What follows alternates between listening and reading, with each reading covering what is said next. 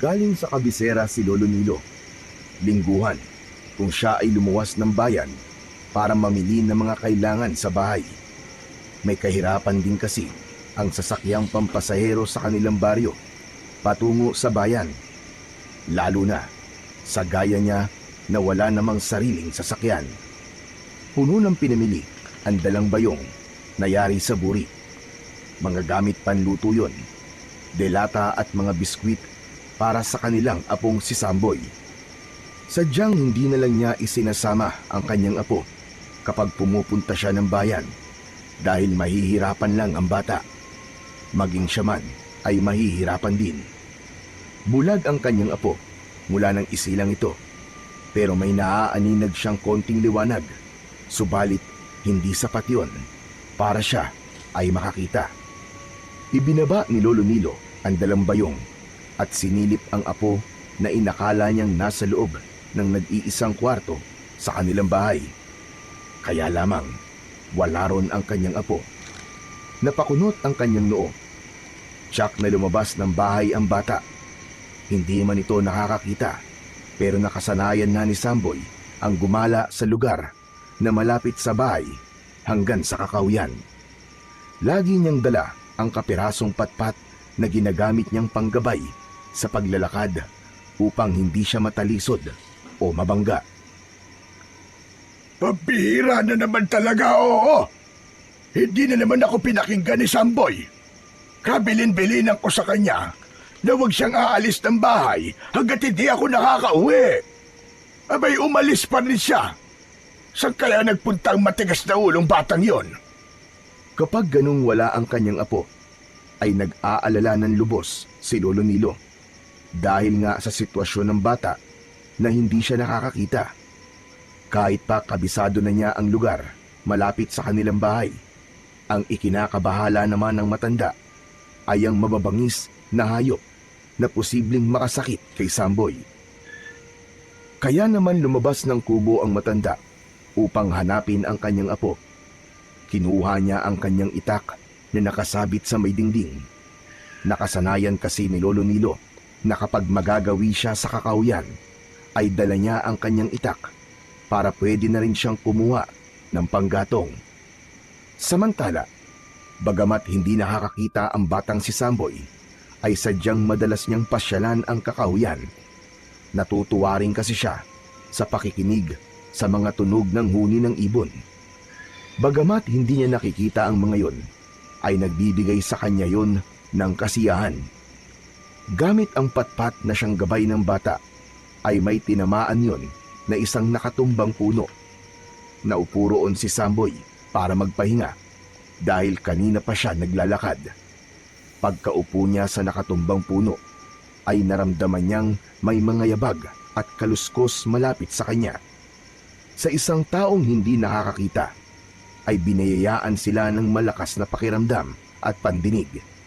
Dahil yon ang ginagamit nila upang malaman kung anong meron sa kanyang paligid. Kiko? Kiko, ikaw ba yan? Kiko, pagtitripan mo na naman ako, no? Ikaw talaga, pasaway ka. Walang sumagot sa tanong ni Samboy. Saglit pang nakiramdam ang bata, pero nawala ang ingay na kanina pa niya naririnig. Bagamat dama niya na naroon pa sa kanyang paligid ang nilalang na yon, marahil hindi lang ito gumagalaw.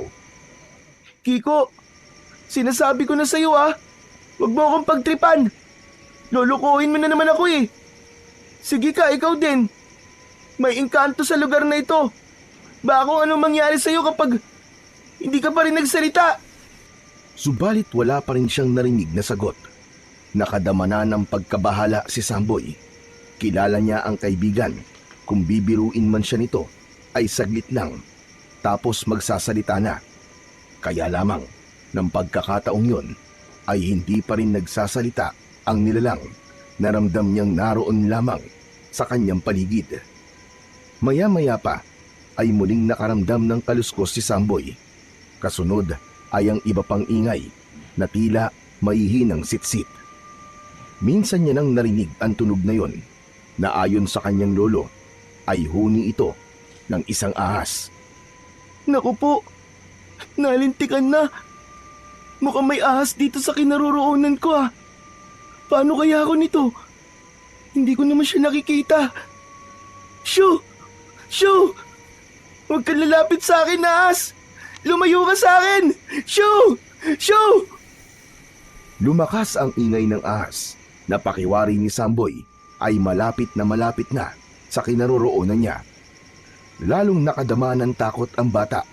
Subalit maya-maya lang ay nakarinig siya ng komosyon at ingay ng mga paa. Wala man siyang nakikita, pero ramdam niyang may ibang tao sa harapan niya at may kung anong ginagawa. Sino ka? Anong ginagawa mo rito? Alam kong hindi ikaw ang kaibigan ko si Kiko.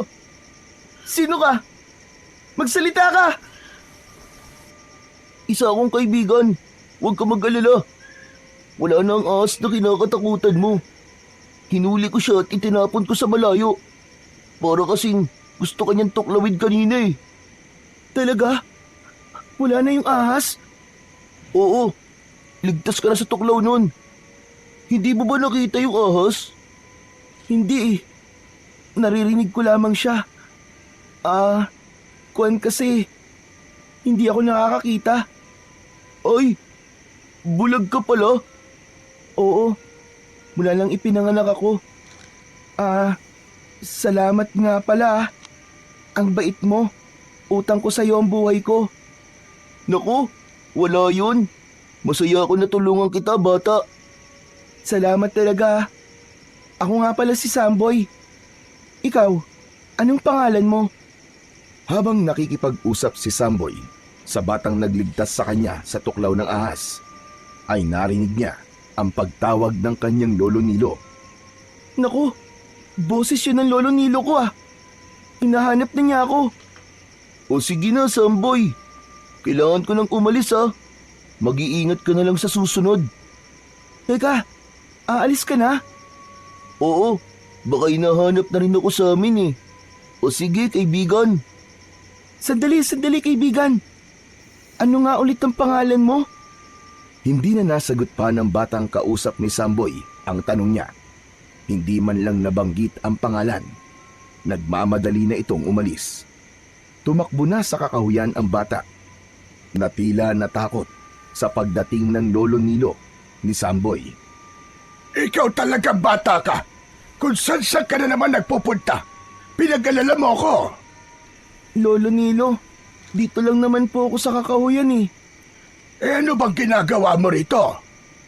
Pumasyal lang po, Lolo.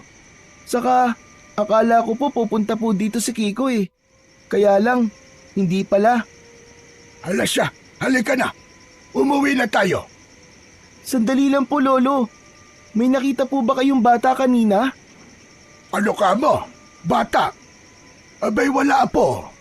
Ikaw lang mag-isa rito eh. Bakit? Kanina po kasi, may kasama po akong bata rito. Tinulungan pa nga po niya ako eh. Iniligtas po niya ako sa kagat ng ahas. May ahas po kasi kanina na gusto pong tumuklaw sa akin. Ano ka mo? Aba, mabuti na lamang at walang masamang nangyari sa'yo. Pero apo, wala talaga ako nakitang bata nang dumating ako dito. Gaya ng sinabi mo. Hindi niyo po pala siya nakita. Iho, baka guni-guni mo lang yun. Hindi po, Lolo Nilo. Totoo po may kasama ako dito kanina. Ano raw ang pangalan niya? Hindi ko po alam eh. Hindi po kasi niya sinabi sa akin. Bigla na lang po siyang umalis nang marinig po kayo na paparating. Ibig mo bang sabihin parang natakot siya sa akin? Ewan ko po, pero nagmamadali po siyang umalis nang marinig po kayo eh. Pero sigurado po ako mabait po siya. Kasi yun po ang nararamdaman ko habang kausap ko po siya. Saka, yun nga po, tinulungan niya po ako. Iniligtas niya po ako dun sa ahas na muntik nang tumuklaw sa akin. Kung sino man ang batang sinasabi mo, dapat lang talagang magpasalamat ka sa kanya dahil tinulungan ka niya. Kaya nga po eh. Sana po, magkita po kami uli. Inalalayan na ni Lolo Nilo ang apo para mabilis ang paglalakad nila papauwi. Samantala, ang batang tumulong kay Samboy sa tuklaw ng ahas ay nakauwi na rin sa kanilang bahay. Kanina pa pala ito hinahanap ng kanyang inang si Romina. Bakit ngayon ka lang, Jero? Saan ka ba nang galing, ha? Namasyal lang po ko, ina. Doon po sa may kakahuyan. Namasyal ka mo? Hindi ba't kabilin-bilinan namin sa'yo ng ama mo na huwag kang pupunta sa kung saan-saan, lalo na kung hindi namin alam? Ina, hindi naman po ako lumayo eh. Kahit na ba? Paano kung may makakita sa'yo? Alam mong iniiwasan nating mangyari yon, iho. Tapos ayan, inalis mo pa yung telang ipinantatakip mo sa iyong ulo. Pasensya na po. May nakakita ba sa'yo kanina na magpunta ka sa may kakahuyan? Po? Tinatanong kita, Jiro. Delikado kapag may ibang nakakita sa'yo. Kuwan po, ina. Wala naman po. Sigurado ka bang wala? Opo. Sa susunod, huwag kang basta-basta aalis ng bahay, anak. Maintindihan mo sana yon. Dahil ayaw namin ng ama mo na may masamang mangyari sa iyo. Hindi inamin ni Jiro na may ibang taong nakakita sa kanya. Pero hindi rin niya masasabi kung nakita nga ba talaga siya ng batang nakaharap niya. Dahil nga bulag si Samboy, kaya parang wala ring nakakita sa kanya. Nakauwi na sa kanilang bahay ang maglolong Nilo at Samboy. Kinapakapa ng bata ang laman ng bayong na nasa mesa. Nakadama ng kasiyahan ng bata dahil alam niyang mga pagkain at iba pang kailangan nila sa bahay ang mga pinamili ng kanyang lolo. Wow! Parang ang dami po nitong pinamili niyo sa bayan, lolo ah. Oo, apo. Para matagal-tagal bago ako bumalik doon. Mahirap din kasi yung pabalik-balik sa bayan. Abay, nakakapagod. Sana po, lolo. Isama niyo po ako uli kapag pupunta po kayo doon. Kasi po, matagal na po yung huli niyo po akong sinama eh. Alam ko, apo. Kaya lamang pareho kasi tayong mahihirapan kapag isinama pa kita. Kaya pasensya ka na sa lolo. Okay lang po. Mabuti pa, tulungan mo na lang ako sa pag-aayos itong mga pinamili ko. Alam ko kahit bulag ka, ay kaya-kaya mo itong ayusin. Oo naman po, lolo. Kabisado ko na po kung saan ko ilalagay ang mga pinamili nyo. Si Samboy ay anak ni Rodelito, ang nag-iisang anak ni Lolo Nilo. Ulila na sa mga magulang ang bata dahil sa maagang pagkawala ng tatay at nanay nito. Namatay sa inkwentro ang anak ni Lolo Nilo na isang sundalo. Ang nanay naman ng bata ay namatay sa sakit at depresyon dahil sa pagkamatay ng asawa. Kaya mag-isang itinaguyod ni Lolo Nilo ang kanyang apo. Masaya naman siya na may apong naiwan sa kanya. Kahit wala na ang asawa niya, ay ito ang nagpapasaya sa kanya. Yun nga lang, hindi mawala-wala ang kalungkutan ni Lolo Nilo dahil sa kalagayan ng kanyang mahal na apo. Dahil isinilang ito na pinagkaitan ng paningin. Naipasuri na sa doktor ang kondisyon ng bata. At dahil nga inborn ang pagiging bulag ni Samboy, kaya ayon sa doktor, ay wala ng paraan upang makakita pa ang bata. Kung may paraan man sa kalagayan nila sa buhay na kahit isang tuka lamang, ay wala rin silang kakayahan upang maipagamot o mapa-opera ang bata. Kaya maluwag sa dibdib na natanggap na lamang ni Lolo Nilo ang kapalaran ng kanyang apo. Subalit may ipinaalam ang kapitbahay na si Betty na paraan na baka sakaling pwedeng makatulong sa kalagayan ng apo ni Lolo Nilo. Ito nga ay ang tungkol sa mutya ng ibong kwago na posibleng maging paraan upang makakita si Samboy. Nako, Betty. Kwentong barbero na naman niya sinasabi mo sa akin. Totoo nga yun, Nilo. Narinig ko yun mula pa sa lolo at lola ko na ipinasa naman mula sa kanilang ninuno. Sabi nga nila, may taglay na kapangyarihan at bisa ang mutya galing sa kwago. Ano ka mo? Mutya ng kwago? Oo. Di nga ba ang ibong kwago ay may malalaking mga bata? Tapos, kung gabi Malinaw na malinaw ang kanilang paningin. Baka dahil sa katangian nyo ng ibon, malamang may bisa kay Samboy ang mutya ng kwago. Saan naman daw makukuha yon? Aba siyempre, sa kwago. Ang ibig ko sabihin, saan ako makakakita? Mahirap kasi makakita ng ganong ibon. Saka alam mo namang, sa gabi lang sila lumalabas dahil hirap sila lumipad kung araw. Mahina ang paningin nila sa liwanag at masakit sa kanilang mata ang sikat ng araw. Pero kung yun naman na makakatulong sa apo mo, bakit hindi mo subukan? Abay kung sa bagay, tama ka dyan. Hirap man makahanap ng ganyong ibon. At ay magtaga ka. Sabi nga, kapag gusto, merong paraan. Kung ayaw, maraming dahilan. Pero dahil gusto ko, gagawa ako ng paraan, Betty. Tama ka doon. Kung gusto mo, samahan pa kita sa paghahanap ng ibong kwago. Hindi na kailangan, Betty. Baka mamaya kung ano pa mangyari sa'yo, di kasalanan ko pa. Hoy! Ano bang akala mo sa akin, Lampa? Wala akong sinabing ganun ka. Ikaw ang nagsabi nun. Nelo, gusto ko lang naman na tulungan ka. Para din sa apo mo. Hayaan mo at pag-iisipan ko. O sige, kapag nakadesisyon ka na, sabihin mo sa akin na agad-agad. Sasamahan kita sa paghahanap ng kwago para makuha natin ang kanyang mutya. Nasa bahay na si Lolo Nilo at oras na ng pahinga, pero hindi pa rin siya dalawin ng antok. Hindi niya makalimutan ang sinabi sa kanya ni Betty na baka nga matulungan si Samboy ng mutya na maaaring makuha sa ibong kwago.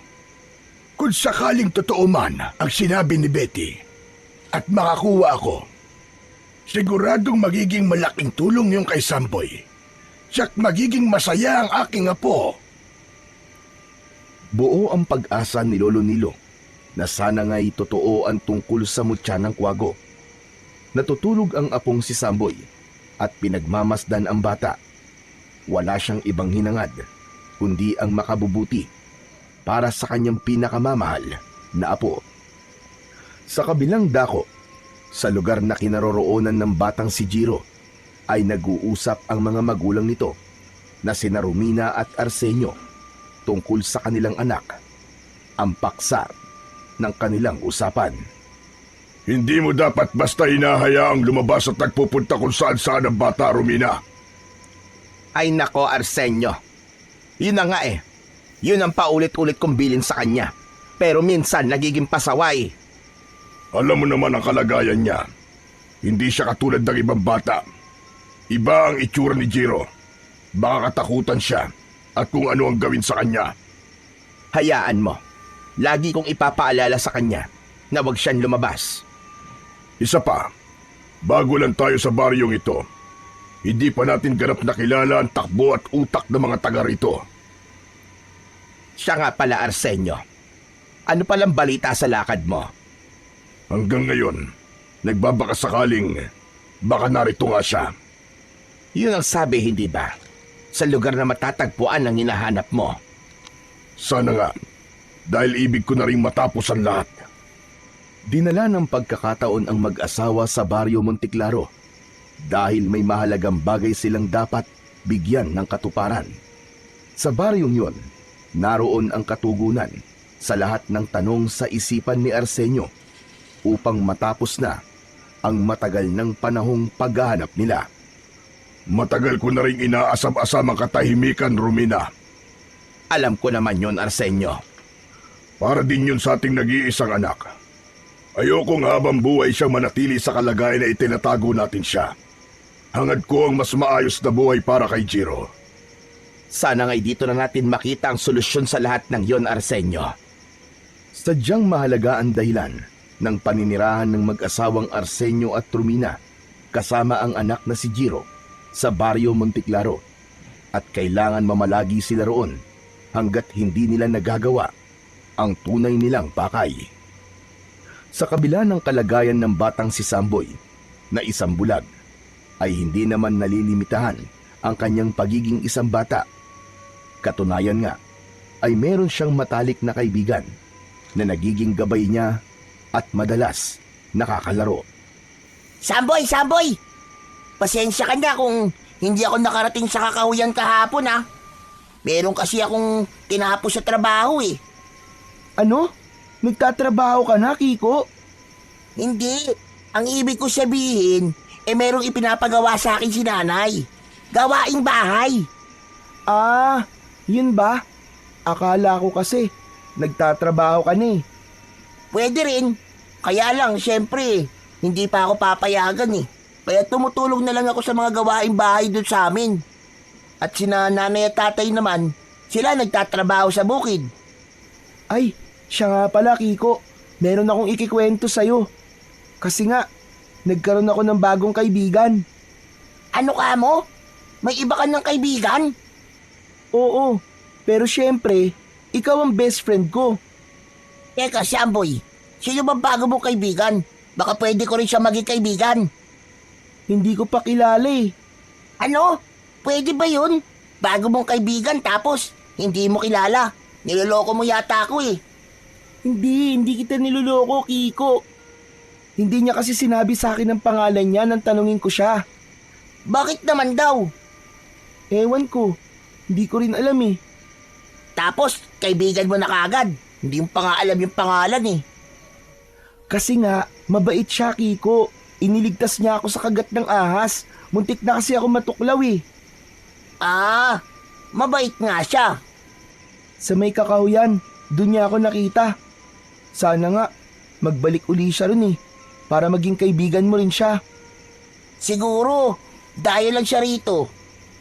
Siguro nga, kasi nun ko lang din narinig ang boses niya eh. Pamilyar na kay Samboy ang mga boses ng bata at matatanda sa kanilang baryo. Natatandaan niya ang mga yon, kaya alam niya kapag bagong salta sa kanilang lugar. Isa rin pambihirang kakayahan ng isang bulag ay ang makaalala ng boses at natatandaan nila yon. Samantala, hindi na maalis sa isipan ni Lolo Nilo ang mga sinabi sa kanya ng kaibigang si Lola Betty tungkol sa mutya ng ibong kwago. Nakadikit na yun sa isipan niya. Nasabi nito sa kanyang sarili na kung ang naturang bagay ang posibleng makatulong at makapagpabago sa buhay ng kanyang apong si Samboy, ay susubukan niyang hanapin yon. Kaya naman, nang sumunod na gabi, ay hinintay niyang makatulog ang kanyang apo.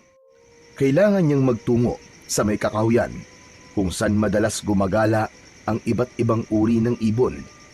Sadyang gabi ang oras ng kanyang pinili dahil lumalabas ang nasabing ibon kapag madilim.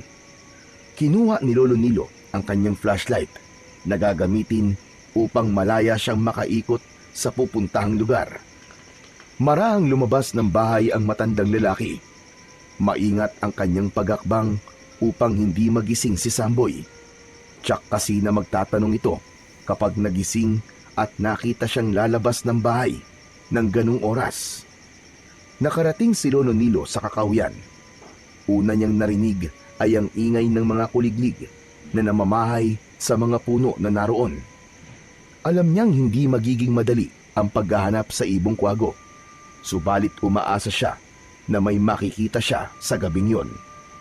Mga paniki ang nakita niyang nagliliparan sa loob ng kakahuyan, subalit nag-antabay pa rin siya. Ilang oras na ang nakalipas at nakakaramdam na ng antok si Lolo Nilo. Subalit wala pa rin siyang marinig na huni ng ibong kanyang hinahanap. Maya-maya pa ay may narinig na kakaibang huni ang matandang lalaki. Hindi yun huni ng mga insektong panggabi, kundi tunog yun ng huni ng ibong kwago na kanyang hinahanap. Madaling matiyak ang huni nito dahil kakaiba sa karaniwang ibon. Pakiwari niya ay malapit lang sa lugar na kanyang kinaroroonan ang huni ng ibong kwago. Nawala ang kanyang nararamdamang antok. Tumayo siya at isa-isang sinipat ang mga puno na naroon gamit ang dala niyang flashlight. Tsak, nandito lang yon. Hindi ako maaaring magkamali. Sige na, Ibong Kwago. Magpakita ka na sa akin. Wala naman akong gagawing masama sa'yo. Meron lang akong hihingin. Patuloy sa paghahanap si Lolo Nilo. Kailangan siyang makahanap ng mutya para sa kanyang bulag na apo. Gagawin niya ang lahat upang mabago ang buhay ni Samboy. Yun ang tanging pangako ng matanda sa kanyang sarili. Hanggang mula sa isang puno ay nakarinig siya ng pagaspas ng isang pakpak. Malakas yun na totoong ikinagulat niya. Agad na naisip ni Lolo Nilo na isang malaking kwago yun na nakadapo sa isang puno. Subalit nang ilawan niya ang pinagmumulan ng pagaspas ng pakpak, ay ganun na lamang ang kanyang gulat. Dahil tumambad sa kanya ang nanlilisik at namumulang mga mata. Isang uri ng aswang yun, hindi siya maaaring magkamali. Kaya agad na hinugot ni Lolo Nilo ang itak na nakasabit sa kanyang bewang. Hindi siya nagpatakot sa aswang na nakita niya na nagkukubli sa puno. Nasinagan ng sikat ng buwan ang talim ng itak na hawak ng matandang lalaki. Saglit pa ay biglang nagbago ang aswang na nakakubli sa puno.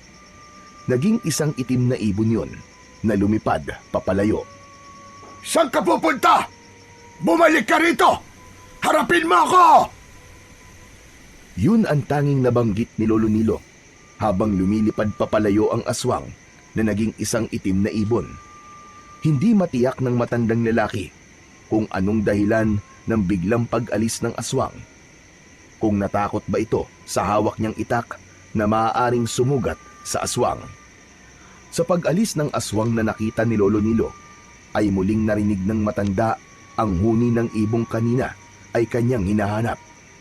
Tila suwerte ang naging hatid ng aswang na nakita niya kanina dahil natagpuan niya ang ibong kwago na kanyang hinahanap. Sabi ko na nga ba? At makikita rin kita. Dahan-dahang lumapit si Lolo Nilo sa ibong kwago. Dahil nga mas matalas ang mata at malinaw ang paningin ng naturang ibon kapag gabi, kaya agad siyang nakita ng ibon. Ngunit bago pa mahuli ng matandang lalaki ang ibon, ay biglang lumipat ito sa ibang sanga. Naku po, mukhang pahihirapan pa yata ako ng ibong to ah. Minsan pa ay nagbaka sakali si Lolo Nilo na mahuli ang ibong kwago.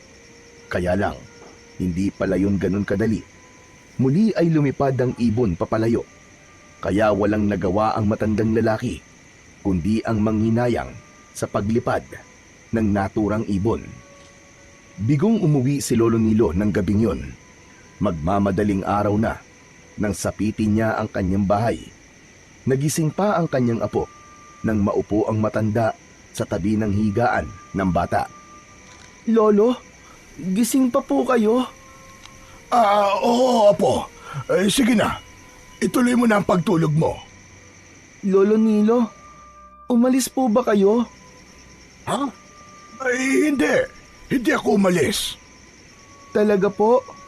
Kasi po pakiramdam ko, umalis po kayo eh. Kuwan, may pinuntahan lang ako sa labas. May narinig kasi ako kanina. Akala ko kung may anong ligaw na hayop sa labas natin. Matulog na po kayo, Lolo. Baka po magkasakit pa po kayo kung di po kayo matutulog ng maayos. Sige, salamat. Salamat sa pag-aalala mo, apo. Sige na, matutulog na ako. Kaya't bumalik ka na sa pagtulog mo para lumaki ka pa. Sumunod si Samboy sa sinabi ng kanyang lolo. Nahiga uli ito upang ipagpatuloy ang pagtulog. Samantala, pinagmasdan naman ng matanda ang kanyang apo. Naaawa siya sa kalagayan nito. Alam niyang sa kabila ng pagkakaroon ng kapansanan sa paningin ni Samboy, ay lumaking masiyahin ang bata. Subalit bilang lolo, ay higit pa sa bagay na yon ang gusto niyang maranasan ng kanyang apo. Yun ay ang makakita ito. Bagamat sinabi na ng doktor na imposible na yon, subalit iba ang tiwala niya sa mutya na kanyang hinahanap. Yun ang nais niyang subukan para sa kanyang nag-iisang apo.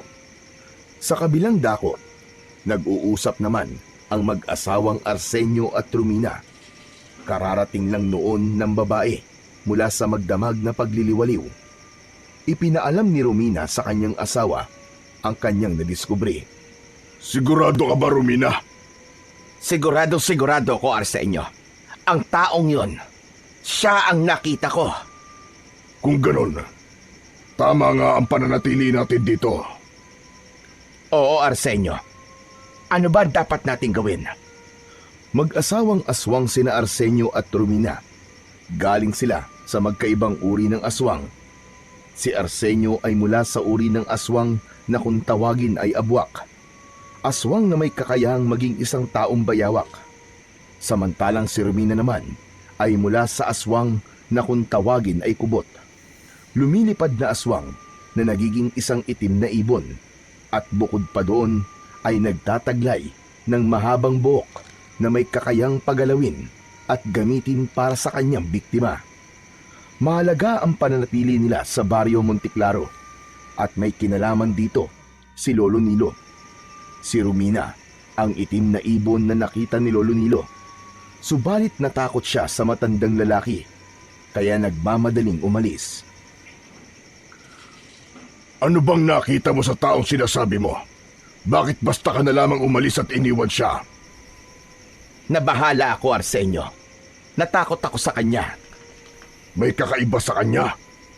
May pangontra ba sa gaya natin? Ewan ko.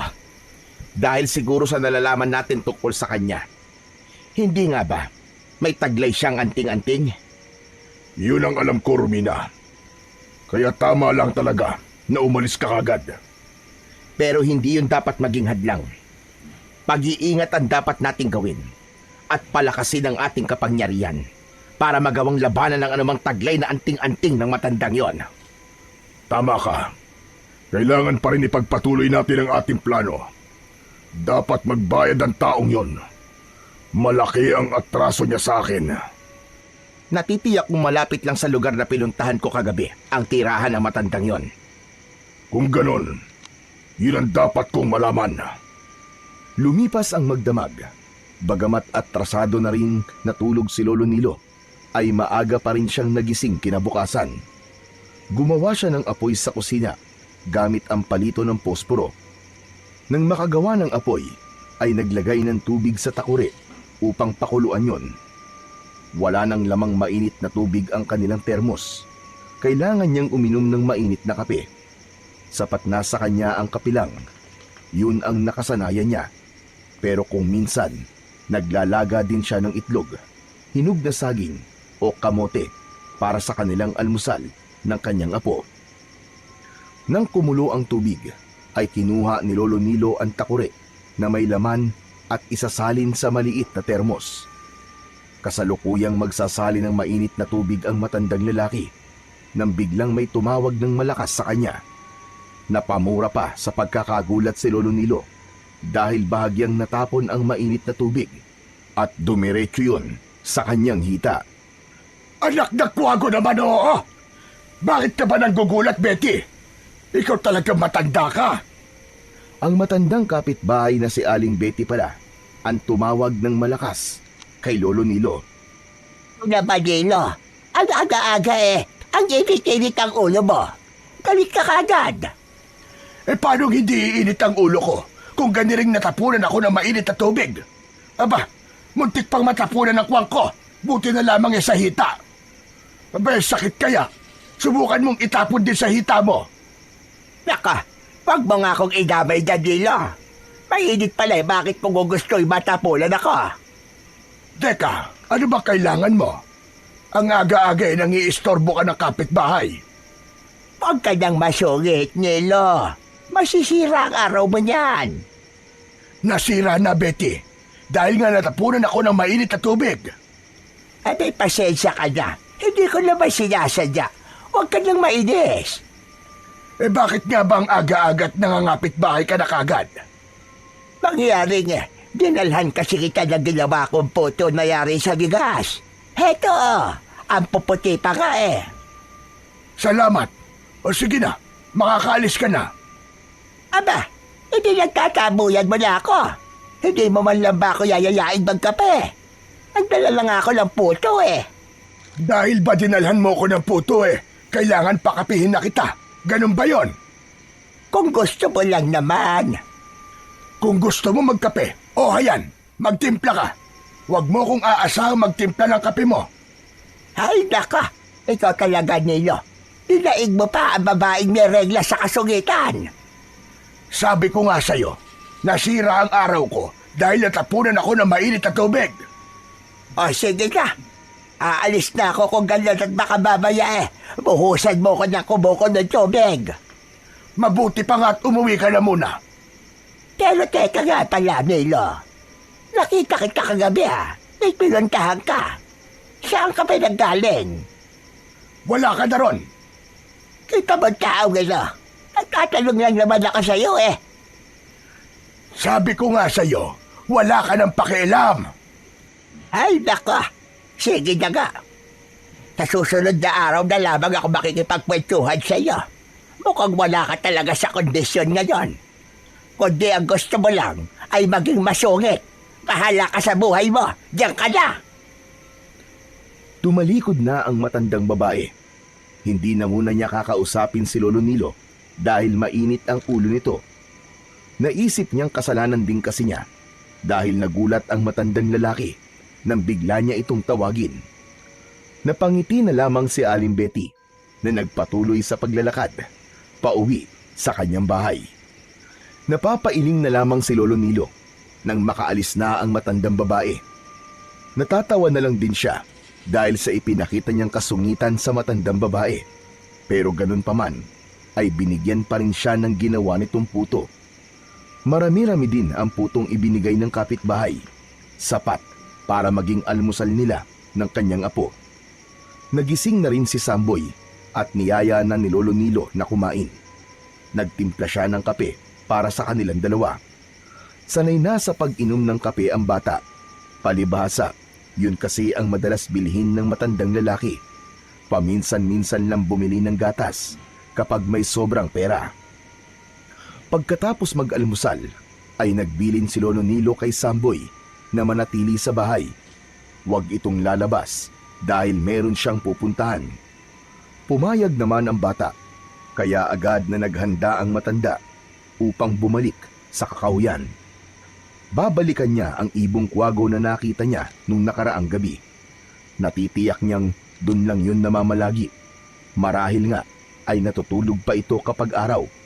Kaya yun ang tamang pagkakataon upang mahuli niya yon. Nang makarating na sa kakahuyan si Lolo Nilo, ay iba't ibang huni ng ibon ang doon ay kanyang naririnig. Maliwanag ang lugar na yon at maraming puno, kaya maraming ibong ang doon ay tumatambay. Ang iba ay gumagawa pa ng pugad sa matataas na sanga ng mga puno. Subalit kakaiba ang huni ng ibong kwago na agad na umagaw ng kanyang pandinig. Kaya pilit niyang hinanap yon. Tila kinakasihan siya ng pagkakataon dahil agad niyang nasumpungan ang hinahanap na ibon. Nakadapo ito sa isang sanga. May kalakihan ng ibon na yon kesa sa pangkaraniwang nakikita niya. Dahan-dahang lumapit sa naturang ibon si Lolo Nilo. Naramdaman naman ng ibon ang paglapit niya, subalit hindi siya nakita nito. Tama nga ang hinala niya na kapag araw, lalo na't matindi ang sikat ng araw, ay hirap na makakita ang ibong kwago. Kaya walang kahirap-hirap na dinakma ni Lolo Nilo ang paa ng ibon. Nagkakakawag ang paa nito at nagpupumilit na lumipad. Tama na! Tama na! Huwag mo nang ikampay ang mga pakpak mo. Mapapagod ka lamang. Hindi ka makakalipad dahil hawak ko ang iyong paa. Kinakausap ni Lolo Nilo ang hayop na parabang naiintindihan siya nito. Subalit wala pa rin tigil sa pagkampay ang pakpak ng ibon. Kaya hinawakan na rin ng matandang lalaki ang katawan ng ibon. Sa pagkakahuli ng matanda sa ibong kwago, ay tila nagdulot yun ng takot sa ibang mga ibon na namamahay sa mga puno. Dahil nagsiliparan ang mga ito, hindi niya maunawaang kung natakot nga ba ang mga ibon o humihingi lamang ng saklolo dahil sa ginawa ng matandang lalaki. Subalit bago pa bumalik ang mga ibong nagsiliparan kanina, ay nagpasya na ang matanda na umuwi, dala ang nahuling ibon. Nagtataka na may kasiyahan si Samboy nang umuwi ang kanyang lolo na may dalang ibong kwago. Hindi man yun nakikita ng bata, pero ramdam niya na tila nakakatuwa ang ibong inuwi ng kanyang lolo Nilo. Lolo, maaari ko po bang mahawakan po ang ibon? Abay, oo naman, Apo. O heto, hawakan mo para malaman mo kung anong itsura nito at mararamdaman mo kung gaano kalambot ang kanyang balahibo. Hala, nakakatuwa po pala hawakan ng ibong to, Lolo. Pero Lolo, ano po bang tawag sa ibon na to? Kuwago ang tawag sa kanya, Apo. Pero hindi siya pangkaraniwang ibon, kundi namumukod-tangi siya. Ano pong ibig niyong sabihin na namumukod-tangi po ang ibong ito? Dahil siya ang ibon na malinaw ang paningin kung gabi. Kung araw naman, ay hirap siyang makakita. Hala, ganun po ba? Ibig sabihin, ibong panggabi po ang kwago. Ito po pala yung ibon na naririnig natin kapag gabi. Ganun na nga, Apo. Bakit po kayo humuli nito, Lolo Nilo? Ano pong gagawin niyo po sa kanya? Kasi, kawawa naman po siya. Baka hinahanap na po siya ng pamilya niya. Kung nanay po ang ibon na to, tsak, naghihintay po sa kanya mga anak niya. Apo, hindi ko yan hinuli para paglaruan at alagaan lang, kundi para din sa'yo. Ano po? Para po sa akin, Lolo Nilo? Oo, Apo, para sa'yo. Dahil may mahalagang bagay tayong kailangan sa ibon na yan. Isang lumang hawla na yari sa alambre ang kinuha ni Lolo Nilo na matagal nang nakatambak. Nilinis yon at doon niya ikinulong ang nahuling kwago. Wala kasing ideya ang matanda kung saan at paano ba makukuha ang mutya na sinasabi na posibleng ibigay ng nasabing ibon. Lalo na't hindi naman lahat ng kwago ay maaaring magbigay noon, kundi magbabakasakali lamang si Lolo Nilo. Pansamantala niyang inalagaan ang kwago na nakakulong sa hawla. Humanap rin siya ng pagkain nito. Napag-alaman niya na maliliit na daga, palaka, isda at butiki ang kinakain ng naturang ibon. Kaya yun ang ibinigay ni Lolo Nilo. Ilang araw nang inaalagaan ng matandang lalaki ang kwago nang makita ito ni Aling Betty na napasyal sa bahay ni na Lolo Nilo. Aba, ang gandang ibon naman itong alaga po, Nilo. Teka, kuwago yan, hindi ba? Oo, Betty, kuwago nga. Nakahuli ka na pala. Sinunod mo yung sinabi ko. Sabi ko, walang masamang subukan, hindi ba? Kaya hayan, inaalagaan ko na siya ngayon. Sana pala. Naging kuwago na rin ako para alagaan mo ko. May sinasabi ka ba, Betty? Ay, wala, Nilo, wala. Ay, siya nga pala. Hindi ka na ba naiinis sa akin, ha? Ay, nako. Kalimutan mo na yon. Wala na yon. Alam mo namang, madali lang maalis ang galit ko. Talaga lang na nabwisit ako ng araw na yon dahil napaso ko na mainit na tubig. Pero wala na yon. Nakalimutan ko na yon. Ay, salamat naman. Kaya pala, hindi ka na masungit sa akin. Pagpasensyaan mo na rin ako kung nasungitan kita, Betty. Wala lang talaga ako sa kondisyon ng oras na yon. Naiintindihan naman kita, Nilo. Kaya't humihingi ako ng pasensya. Kalimutan na natin yon. Tapos na yon. Nangyari na. At teka, siya nga pala, Betty. Kaya ako humuli ng ibong kwago ay dahil na rin sa mga sinabi mo sa akin tungkol dun sa mutya. Alam ko yon. Pero paano ko ba makikita ang mutya na sinasabi mo? Konting paghihintay pa, Nilo. Ang sabi ng lolo ko, natatandaan ko na isang umagay, makikita mo na lamang na merong nakaipit na isang puting bagay sa tuka ng ibong kwago. Iyon ang kukunin mo. Pero hindi yun basta ibibigay ng ibon. Kaya hihintayin mong kusang bitiwan nyo ng kwago. Kaya lang, dapat maging maingat ka rin dahil may magiging kaagaw ka na interesado rin sa mutya ng kwago. Abay, sino naman? Nilalang na hindi mo nakikita. Pero oras niya ikaw ang makakuha sa mutya, ay saka mo lamang makikita ang nilalang na yon. Katulad din pala ng ibang mutya. Laging merong kaagaw. Tama ka, Nilo. Ako lang naman ang mutya na walang kaagaw kung kukunin mo. May ibinubulong ka na naman ba, Betty? Ikaw naman, Nilo, kung ano-anong naririnig mo. Kinakausap ko lamang ang sarili ko. Mag-iingat ka. Baka mamaya sumagot ang sarili mo sa'yo. Nako, mahirap na. Natawa na lamang si Lolo Nilo sa mga ikinikilos ni Aling Betty. Iba na kasi ang napapansin niya sa matandang babae. Pero binaliwala lang yon ng matandang lalaki. Hanggang sa isang umaga nga, unang nagising si Samboy at narinig niya na maingay at panay ang huni ng ibong kwago. Ano ba nangyayari sa'yo, kaibigang ibon? Bakit ba ang ingay-ingay mo dyan? Nagugutom ka ba? Nako, pasensya ka na kasi tulog pa si Lolo Nilo eh. Siya lang ang pwedeng magpakain sa'yo. Hindi ko kasi alam kung saan nakalagay ang ipinapakain niya. Samantala, gising na rin si Lolo Nilo at narinig ng matanda na kinakausap ni Samboy ang ibong kwago. Kaya bumangon ang matandang lalaki at lumapit sa kanyang apo. Sa paglapit ni Lolo Nilo sa bata, ay agad na umagaw ng kanyang atensyon ang maingay na kwago at nang tignan niya ay nakita niya ang isang maputing bagay na tila biglang kumislap ang nakaipit sa tuka ng ibon. Ito na yata yun. Ito na yata ang pinakahihintay ko. Lolo, ano po ba yun? Ano po yung sinasabi niyong pinakahihintay niyo? Oh, yung nakaipit sa tuka ng ibong kwago. Alin nga po, Lolo? Ang pinakahihintay kong mutya. Inilabas na ng ibon. Hala, kunin niyo na po, Lolo Nilo. Kunin niyo na po. Oo, Apo.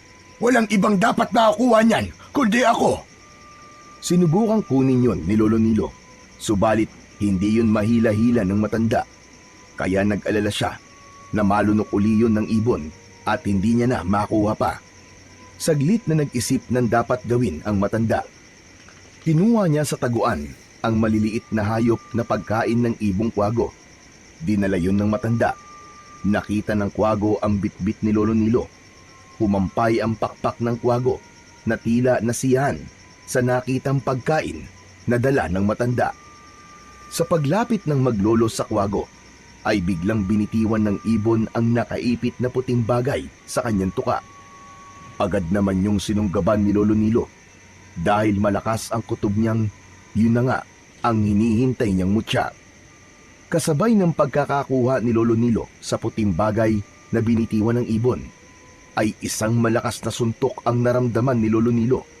Muntik nang matumba ang matandang lalaki sa lakas ng pagkakasapak sa kanya. Iko! Sino ka? Bakit ka nananakit? Nagtatakang nakatingin lamang si Samboy sa kanyang Lolo Nilo. Dahil sa nangyari kay Lolo Nilo, ay naalala niya ang sinabi ni Aling Betty. Normal na may manakit sa kanya, pero hindi niya basta makikita. Kaya ikinusot ni Lolo Nilo ang hawak na puting bato sa kanyang mga mata. Nanlaki ang mga mata at nang hilakbot ang matandang lalaki dahil sa kanyang nakita. Nakakatakot at may malaking bunganga na puno ng maliliit subalit matutulis na ngipin ang nilalang nakaharap niya. Ito na nga kaya ang aagaw sa kanya ng mutya ng kwago. Kaya naging maagap si Lolo Nilo. Bago pa siya balikan at saktan uli ng naturang nilalang, ay agad na umigkas ang kamao ng matandang lalaki at tumama ito sa muka ng halimaw. Nakakatakot ang itsura ng halimaw na nakita ni Lolo Nilo. Kaya lamang, mahinang klase pala ito ng halimaw. Mas malakas manakot kesa ang makipaglaban. Bumulagta ang halimaw sa lupa dahil sa sapak ng matandang lalaki. Nilapitan ito ni Lolo Nilo upang tapusin na, subalit bigla itong naglaho. Nagpalinga-linga pa siya sa paligid na baka nagtatago lang yon. Subalit talagang wala na ang naturang nilalang. Kasiyahan ang naramdaman ni Lolo Nilo dahil alam niyang yun na ang sagot sa paghahanap niya sa mutya ng kwago na gagamitin niya para matulungang makakita ang kanyang apo. Ang mga pangyayari ay nakita ni Samboy, subalit nananatiling tahimik lang ang bata. Gumawa ng isang maliit na supot na yari sa balat ng hayop si Lolo Nilo. Nilagyan niya yun ng perdible at isinabit sa suot na short ni Samboy. Ano po yung ikinabit niyo po sa salawal ko, Lolo Nilo? Isang pangontra yan na po. Saan po? Sa usog. Kaya hayaan mo lang na nakakabit ito sa suot mong short. Lolo naman hindi naman po ako sanggol malaki na po ako. Di po ba, sanggol lang po ang nilalagyan ng ganito na kontra usog? Oo, hindi lang sanggol ang nauusog. Saka proteksyon mo rin yan para sa mga kakatuwang nilalang na maaaring paglaruan ka. Lalo na, madalas kang pumupunta sa kakahuyan, hindi ba? Hindi na nagtanong pa si Samboy. Sapat na yung mga sinabi ng kanyang lolo. Subalit ang tungkol sa mutya na ikinabit ni Lolo Nilo sa salawal ng apo ay hindi pa niya magawang sabihin. Mas mainam na wag munang ipaalam yon kay Samboy. Ayaw niyang umasa ang kanyang apo sa magiging bisa ng mutya kapag sinabi niyang posibleng makakita siya dahil doon. Kaya minabuti niyang ilihim na lang muna. Saka na lang niya ipapaalam ang totoo kapag nangyari na ang kanyang inaasahan. Samantala, sa kabilang dako naman ay naghahanda ang mag-asawang sina Arsenio at Romina na mula sa uri ng aswang kubot at abwak. Aalamin niya ang kinaroroonan ni Lolo Nilo na nakita ni Romina nang minsang pumasyal siya sa kakahuyan na nasaan yung aswang kubot. Mahalagang malaman natin kung saan nakatira ang matandang lalaki na nakita mo sa kakahuyan, Romina. Dahil sisingilin natin siya sa malaki niyang kasalanan sa aking angkan. Siya ang pumatay sa iyong ninuno. At ang dugo ng taong yon ang gagamitin din natin para sa ating anak na si Jiro. Tama ka, Romina. Isinilang ang anak natin na may nakakatakot na anyo at wala tayong magawa upang mabago yon. Gaya ng sabi sa atin, dugo lamang ng isang antingero na pumatay sa iyong ninuno ang makapagpapabago ng anyo ng anak natin. Kailangan ipanghilamos niya ang dugo upang mawala ang nakakatakot niyang itsura. Tama ka. Kawawa naman ang anak natin na taglay ang nakakatakot na itsura. Hindi gaya natin na nagiging nakakatakot lamang ang ating anyo kapag nagiging aswang tayo.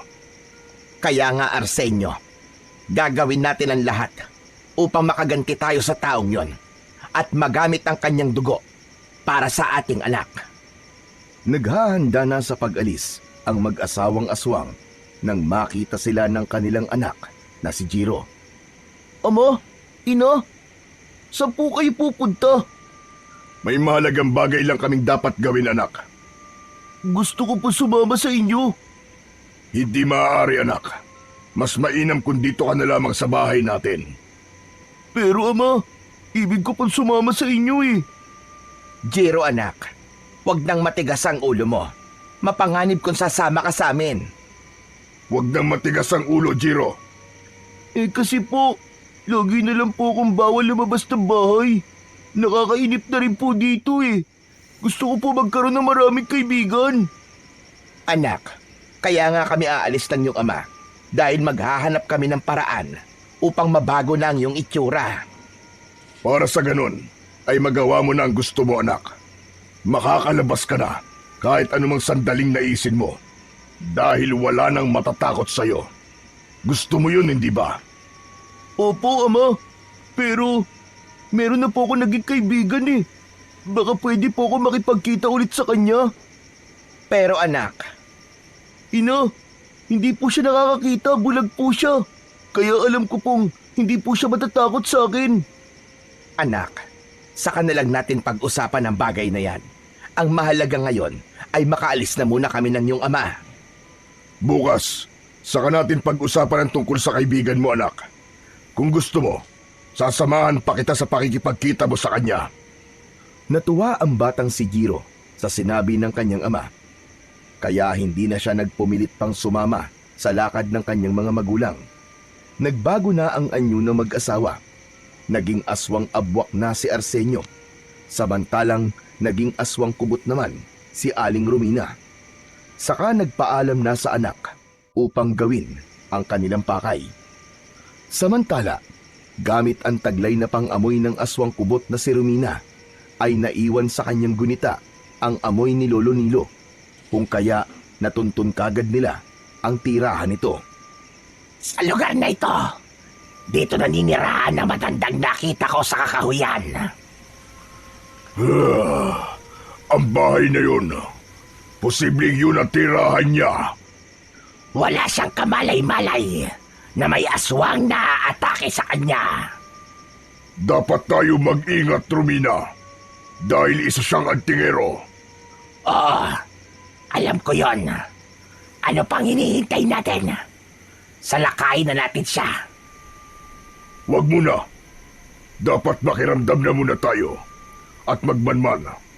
Isa pa, kailangan natin ng buhay ang matandang yon dahil sa dugo niya. Ang dugo ng antingero ang makakaalis sa nakakatakot na anyo ni Jiro. Samantala, sa loob ng bahay ni Lolo Nilo at Samboy, nagising ang bata dahil nauuhaw ito. Kumakapapa ito na bumangon upang magtungo sa kusina. Kaya lamang, hindi niya mahagilap ang patpat na kawayan na kanyang ginagamit. Pero tumuloy pa rin siya sa kusina dahil kabisado naman niya ang bawat lugar sa loob ng bahay. Kaya nagtungo ito roon upang uminom ng tubig. Pabalik na siya sa kanyang higaan nang magising ang kanyang Lolo Nilo. Tinanong siya nito at sinabi niyang uminom lang siya ng tubig sa kusina. Babalik na sana sa pagtulog ang bata nang may marinig silang ingay mula sa labas ng kanilang bahay. Ingay yun na likha ng kung anong nilalang. Sinundan pa yon ng mga alulong ng aso na nagpapatunay na may kung anong nakikita ang mga hayop sa labas. Ang ingay ng mga aso. Oo nga po. Parang may kung ano nakikita sila. Sige na, Apo. Huwag mo nalang pansinin ang mga maiingay na aso na yan. Mamaya lang ay tatahimik na din ang mga yan. Ngunit lalong lumakas ang ingay sa labas at alulong ng mga hayop.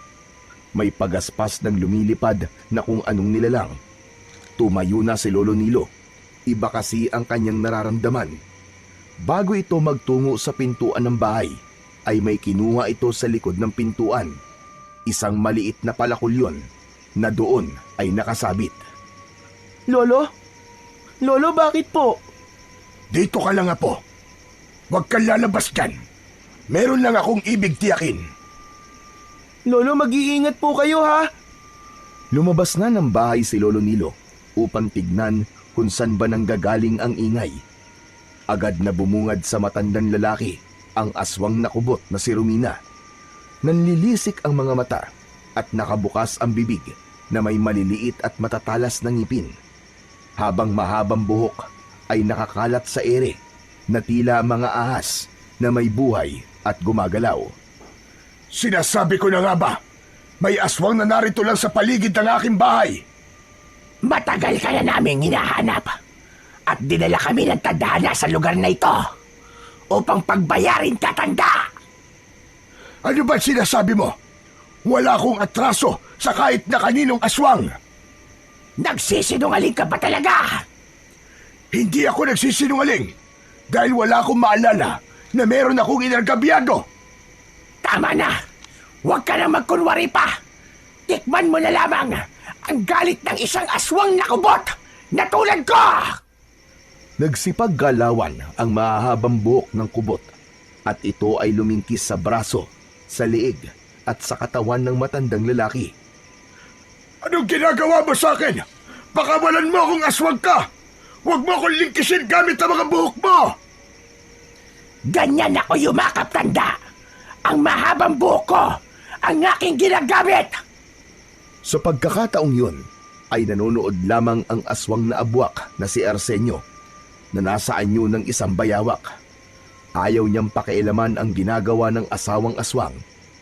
Dahil unti-unting humihigpit ang pagkakapulupot ng mga buhok ng aswang kubot sa katawan ni Lolo Nilo, kaya nagpursigi ang matanda na ikilos ang kanyang kamay na may hawak na palakol.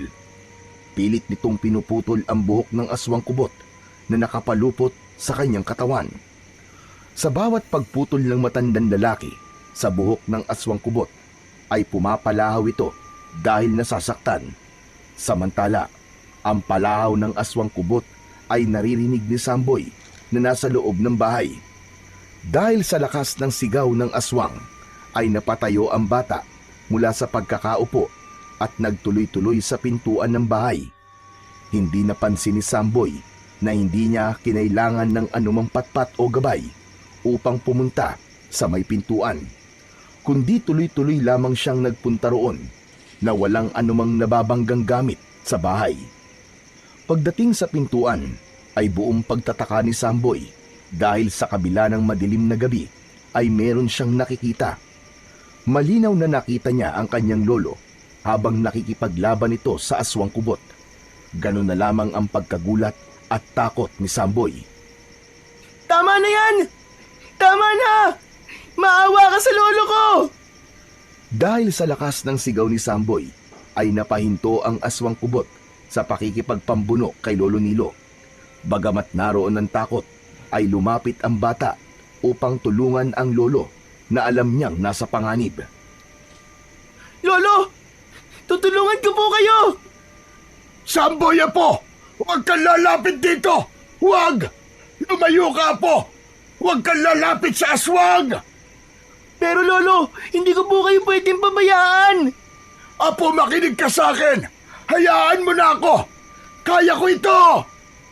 Habang nangyayari ang mga ganong bagay, ay walang kaalam-alam ang maglolo na may pagbabago na hindi nila napapansin.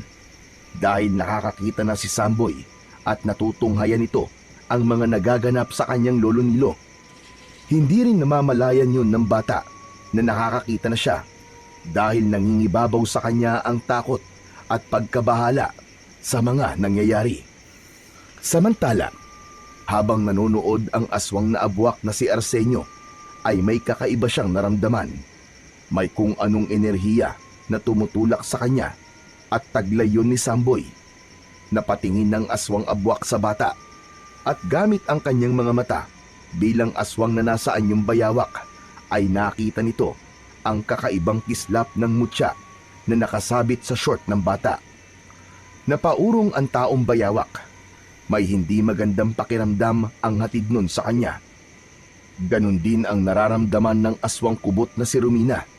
Tila nanghina ang lakas ng mga buhok niyang gumagalaw na parang ahas. Unti-unting kumalas ang pagkakapulupot nun kay Lolo Nilo. Dahil sa kakaibang pakiramdam na yon, ay nagsipulasan na ang mag-asawang aswang. Hindi nila kayang matagalan ang lugar na yon dahil sa kakaibang enerhiya na kanilang nararamdaman. Ang enerhiyang yon ay inilalabas ng mutya ng ibong kwago na naroon kay Samboy. Samantalang wala namang kaalam-alam ang bata sa bagay na yon. Nang ganap nang mawala ang mag-asawang aswang, ay nagmamadaling nilapitan ni Samboy ang kanyang Lolo Nilo na hawak pa ang liig at hinahaplos yun. Bakit po, lolo? Masakit po ba ang leg nyo? Konti lang, Apo. Dahil sa pagkakapulupot ng buhok ng aswang kubot na yon. Nakita ko nga po kanina, Lolo Nilo, kung paano po humiyaw ang aswang dahil sa ginagawa niyo pong pagputol sa kanyang mahabang buhok. Saglit na natigilan si Lolo Nilo sa sinabi ng apong nasa harapan niya. Teka, ano ulit? Ano sinabi mo, Apo? Nakita mo ang ginawa ko sa aswang? Opo, Lolo Nilo. Hala, Lolo Nilo, nakikita ko po kayo. Nakakakita na po ako. Oo nga, Apo. Kaya nga nagtataka ko sa mga sinabi mo. Totoo, kanina ka pa nakakakita na lumapit ka kanina para tulungan ako. Opo, Lolo, tama po kayo. Dahil nakita ko po lahat. Napanood ko po ang mga nangyari kanina. Kung ganon, nakakakita ka na nga, Apo. Mabisa nga pala at totoong may kakaibang kapangyarihan ng mutya. Ano? Mutya po? Oo, Apo. Ang mutya ng ibong kwago na nasa iyo. Tignan mo ang nakaperdible sa short mo na ikinabit ko. Kinapa ni Samboy ang sinasabi ni Lolo Nilo. Nakita nga niya ang maliit na supot na nakaperdible. Kinuha yun ng bata. Ito po ba, Lolo Nilo? Ang sabi niyo po sa akin, kontra po to sa usog.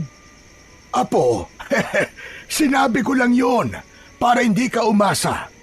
Pero totoo nga pala. Salamat sa Diyos at sa mutya. May bisa sa iyo, mutya ng kwago. Nakakakita ka na, Apo. Oo nga po. Hindi rin po ako makapaniwala, Lolo Nilo. Ang sarap po pala na merong nakikita. Malinaw na malinaw ko po kayo nakikita, Lolo. Nakikita ko po ang lahat sa paligid. Pati po ang itsura niyo, Lolo. Totoo po palang maganda po kayong lalaki. Konti lang, Apo. Saka ikaw rin naman, magandang lalaki ka. Dahil nagmana ka sa akin. Dahil wala na nga ang mga aswang, ay pumayapa na rin ang tensyon na kanina ay nangyari. Kaya pumasok na ng bahay ang maglolo. Masaya sila dahil nga nalaman nila ang bisa ng mutya kay Samboy. Subalit hindi pa rin sila dapat maging palagay dahil ang mga aswang na kanina'y nakaharap ng matandang lalaki ay maaaring magbalik upang minsan pa'y guluhin sila. Mag-uumaga na at dahil pagod ang maglolo sa dami ng mga nangyari ng gabing yon ay nakatulog sila. Lagpas 9:00 na ng umaga nang magising si Samboy, samantalang natutulog pa rin sa tabi niya ang kanyang Lolo Nilo. Lolo! Lolo Nilo, gising po! Gumising po kayo! Ano ba yun, Apo? Bakit? Ano ba nangyayari sa'yo? Aba, teka. Umiiyak ka ba? Bakit ganun po, Lolo? Anong bakit ganun? Madilim po. Madilim, wala po akong makita. Katulad po uli ng dati. Hindi po ako makakita. Bulag na naman po ako. Ano ka mo? Totoo ba ang sinasabi mo? Teka. Kusot-kusutin mo lang ang mga mata mo. Baka puno lang niya ng muta. Lo, wala po talaga akong makita. Bulag na naman po ako. Agad na hinanap ng matandang lalaki ang nakaperdibling mutya ng ibong kwago sa suot na salawal ng apo. Naroon naman yon at nananatiling nakakabit. Aba, nariyan naman ang mutya. Pero bakit ganun? Bakit wala ka uling makita? Hindi ko po alam, Lolo Nilo. Baka po nagkataon lang yung nangyari kagabi. Imposible, Apo. Imposibleng nagkataon lang yon. Awang-awa si Lolo Nilo sa kanyang apo. Inakala ng bata na mamamalagi na ang pangyayaring yon na nakakakita na siya. Kaya lang, bakit bumalik siya sa dati niyang kalagayan? Samantala, dahil sa nangyari sa nakalipas na gabi, ay lalong nabahala ang mag-asawang Arsenio at Romina. Tila nagkaroon sila ng problema sa kanilang pinaplano dahil ramdam nila na may maaaring humadlang sa kanilang planong paghihiganti kay Lolo Nilo at ang magiging lunas sa kalagayan ng kanilang anak. Wala silang kaalam-alam na nakasalisi na naman ang kanilang anak na si Jiro. Nakalabas siya ng bahay na hindi nalalaman ng mag-asawa. Ang buong akala nila ay nasa loob ng kanyang kwarto ang bata. Dahil sa kalungkutang nararamdaman ng batang si Samboy, ay mag-isa itong umalis ng bahay at nagtungo sa kakahuyan. Hindi pa rin mawala sa isipan niya ang mga nangyari. Buong akala niya ay permanente na siyang makakakita. Pero naging pansamantala lamang pala. Malungkot na naupo si Samboy sa katawan ng isang putol na puno sa may kakahuyan. Wala roon ang kanyang kaibigang si Kiko dahil kapag ganung oras ay marami pa itong ginagawa sa bahay nila. Pero habang nag-iisang nakaupo sa lugar na yon si Samboy, ay nakaramdam siya ng ibang tao roon. sapagkat batid niyang hindi yun ang kaibigan niya. Kaya agad siyang nagtanong. Sino ka? Anong kailangan mo? Ako to, si Samboy. Ikaw? Oo, yung bago mong kaibigan na nagligtas sa'yo sa tuklaw ng ahas. Salamat, nandito ka uli. Ay teka, bago ko makalimutan. Ano nga palang pangalan mo? Pasensya ka na, hindi ko pa kasi alam eh. Hindi mo kasi ako sinagot nung tanungin kita eh. Umalis ka kasi kagad. Ako si Giro. Kumusta ka, Jiro? Okay lang. Teka. Okay lang ba talaga sa'yo na maging magkaibigan tayo, Samboy? Oo naman. Kahit ganito ako? Bakit? Mukhang mabait ka naman ah. Hindi mo kasi ako nakikita kaya ganyan ang sinasabi mo eh. Mukha ako mabait. Pero kapag nakita mo ang itsura ko, baka matakot ka sa akin. Ba't naman ako matatakot sa'yo? Saka sa pakikipagkaibigan, hindi naman mahalaga ang itsura, di ba? Basta mabait, okay na sa akin yun. Ganun? Salamat, Samboy ah. Ikaw ba, Jiro? Ayos lang ba sa'yo na maging kaibigan ng kagaya kong bulag? Oo naman, ayos na ayos sa akin yun. Kahit ano pa ang kapintasan mo, basta mabait ka. Gusto ko ring maging kaibigan ka. Salamat naman kung ganon, Jiro. Samboy, gusto mo ba mamasyal tayong dalawa? Maglakad-lakad tayo. Wag na, baka mahirapan ka lang eh. Kasi nga mabagal ako maglakad. Okay lang yun, Samboy. Tutulungan naman kita eh. Aakayin kita. Talaga? Oo. O ano, tara na. Humawa ka sa braso ko ah, para di ka mahirapang maglakad. Magkahawak kamay pa ang dalawang bata habang naglalakad. Gumala at umikot sila sa may kakahuyan. Masaya sila at ikinikwento pa ni Jiro ang mga nakikita nila habang naglalakad. Gustong gusto naman yun ni Samboy dahil parang nakikita na rin niya ang kanilang dinadaanan. Ilang oras din na magkasamang naglalakad-lakad ang dalawang bata. Kaya nang maghiwalay sila at bumalik na sa kani-kanilang bahay, ay nasa mukha nila ang ngiti at kasiyahan. Napansin yun ng kanyang lolo Nilo. Aba, masaya yata ang apo ko ngayon. Saan ka ba galing ha? Sa may kakahuyan po, Lolo. Tapos pumasyal po kami ng kaibigan ko. Sinamahan niya po ako maglakad-lakad. Si Kiko ba? Hindi po. Si Jiro po. Bago ko pong kaibigan. Naikwento ko na po siya sa inyo, Lolo. Siya po yung tumulong po sa akin na merong ahas po na gustong tumuklaw sa akin. Ah, oo nga pala. Talagang ang napakabait ng kaibigan mong yun. Opo, Lolo. Sobrang bait po niya. Kaya lang sabi niya, wala po siyang ganong kaibigan. Kasi nga po, kinakatakutan daw po siya ng ibang bata. Ano ka mo? Abay bakit naman? Dahil daw po sa itsura niya.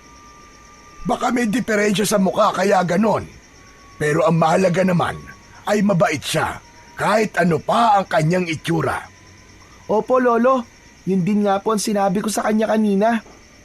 Sa bahay naman ni Jiro ay nadiskubri ng kanyang ina na umalis siya. Kaya muli ay napagalitan na naman ang bata. Sinuway mo na naman ang bili namin sa'yo ng ama mo, Jiro. Ina, pumasyal lang po ako. Tapos nagkita po kami ng kaibigan ko. Anong sinabi mo? May kaibigan ka? Kwan po. Yung kaibigan kong ibon dun po sa kahuyan. Huwag mo akong pinaglololo kung bata ka, ha? May naging kaibigan ka? Opo, ina. Pero wag na po kayo magalit. Kasi po mabait naman po si Samboy eh. At hindi po siya natatakot sa akin. Tanggap po niya kung ano po ang itsura ko. Totoo ba at sinasabi mo? Opo, ina. Hindi po katulad ng ibang bata si Samboy. Kaya nga po, naging magkaibigan po kami. Abay, salamat naman. At may batang tumanggap sa'yo at nakipagkaibigan. Kaya nga po masayang-masaya po ako, ina eh. Kasi po, ngayon lang po ako nagkaroon ng kaibigan. Nabakas ni Romina sa mukha ng anak ang kasiyahan. Ayaw niyang mawala ang kasiyahang nararamdaman ng kanyang anak, kaya hinayaan na lang niya. Isa sa ipinagkait nila sa anak ang magkaroon ng pagkakataong makipaglaro at magkaroon ng kaibigan. Subalit sa pagkakataong yon ay hindi na muna niya pakikialaman. Mas mahalagang makitang masaya ang kanyang anak. Muling sumapit na naman ang gabi. Nagulat si Lolo Nilo na noon ay may ginagawa sa kusina sa pagsigaw ng kanyang apo, kaya nagmamadali itong pumunta sa bata. Apo! Apo, bakit ka sumisigaw? Ano nangyari sa'yo?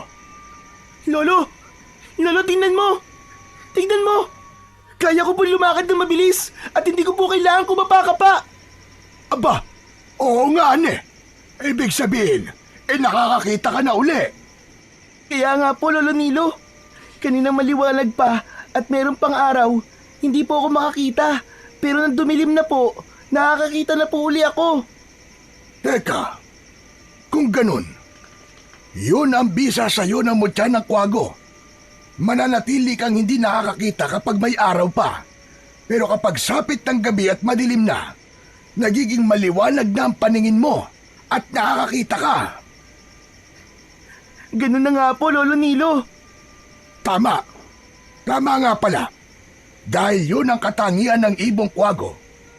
Hirap silang makakita kapag may araw. Pero kapag sa gabi, nagiging malinaw ang kanilang paningin. Ang galing naman po, Lolo. Nakakakita po ako sa gabi. Kaya pala nakita mo mga aswang na nagtungo dito sa bahay natin. Kaya kung sakaling bumalik po sila dito, Lolo, matutulungan ko po kayo para harapin ang mga kampo ng kadiliman na yon. Dapat tayo maganda, Apo. Dahil anumang oras sa gabi ay maaaring magbalik ang mga nakakatakot na nilalang na yon. Pero Lolo, bakit po kaya umatake po sa atin ang mga aswang na yon? At sabi ng isang aswang, ay dapat daw ako magbayad dahil sa atraso ko sa kanila. Kayo po ba ang dahilan, Lolo? May kasalanan po ba kayo sa aswang? Yun ang sinabi niya. Pero wala ko matandaan na may aswang ako nakaengkwentro o taong ginawan na masama. Kaya nga ako'y nagtataka. Dapat ay maging handa na lamang po tayo, Lolo Nilo. Tama ka, Apo. Kaya ang mutya ng kwago, wag na wag mong aalisin yan sa katawan mo, Apo. Kailangan natin yan. Dahil may malaking maitutulong yan sa atin. Lalo na kapag biglang umatake dito sa atin ang mga aswang. Sapagkat ang tungkol sa mutya ng kwago ay naging mungkahi ni Aling Betty, kaya hindi sinarili ni Lolo Nilo ang natuklasan niyang bisa nun na naging epektibo sa kondisyon ng apo. Masayang ibinalita ng matandang lalaki ang tungkol sa mutya kay Aling Betty. Di tama nga pala ang mga sinuno ko. Oo, Betty, tama nga sila. Kaya malaking tulong yun sa aking apo. Tsak naman masayang-masaya ngayon si Samboy. Tama ka. Dahil natupad na ang matagal na niyang pangarap na makakita. Kahit kapag gabi lang yon. Pero ang importante ay magkakaroon na siya ng pagkakataong makakita. Kaya maraming salamat sa iyo, Betty. Salamat lang ba? Aba, bakit? May iba ka pa bang gusto bukod sa pasasalamat? Wag. Oh, ano nangyayari sa iyo? At nanunulis sa mga nguso mo? May masakit ba sa nguso mo? Ang higa namang umintindi ng gurang na ito. May sinasabi ka ba, Betty? May binubulong ka yata. Wag. Nakakainis ka. Ang manhid mo. Buisit! Diyan ka na nga matanda ka. Manhid! Mahina ang pakiramdam. Ano nangyari sa matandang yon? Nag-walk out na. Tinatanong ka lang naman kung bakit nanunulis ang nguso niya eh. Nagalit ka agad. At manhid daw ako. Teka, baka gusto ng ulam na ginataang suso. Hindi bale. Sa susunod na araw ay magluluto ako ng ginataang suso at bibigyan ko siya. Baka trip niyang sumipsip ng suso na ginataan. Samantala, dahil sa naging kabiguan ng mag-asawang Arsenio at Romina para gantihan at kunin si Lolo Nilo, ay minsan pang nagplano ang dalawa. Babalik tayo sa bahay na matandang yun, Romina. Kaya nga lang, malakas at hindi pangkaraniwan ng bagay na kumukontra sa atin. Tama ka. Naramdaman ko rin yun. Hindi umubran lakas natin bilang aswang kubot at aswang abwak para makaganti sa matandang yon. Kailangan natin makiusap sa espiritu ng pinuno ng mga aswang para dagdagan tayo ng lakas. Ama ka, Arsenio. Dahil kung hindi tayo makakaganti sa Nilo na yon at di natin makukuha ang dugo niya, baka mas malaking pinsala ang gawin niya sa ating lahi. Kaya nga hindi tayo dapat mag-aksaya ng panahon, Romina. Sa susunod na araw at pagbilog ng buwan, yun na rin ang tamang sandali upang lumapit tayo sa pinunong aswang para sa ating kahilingan. Kaya ng mga sumunod na gabi ay naghanda ang mag-asawa.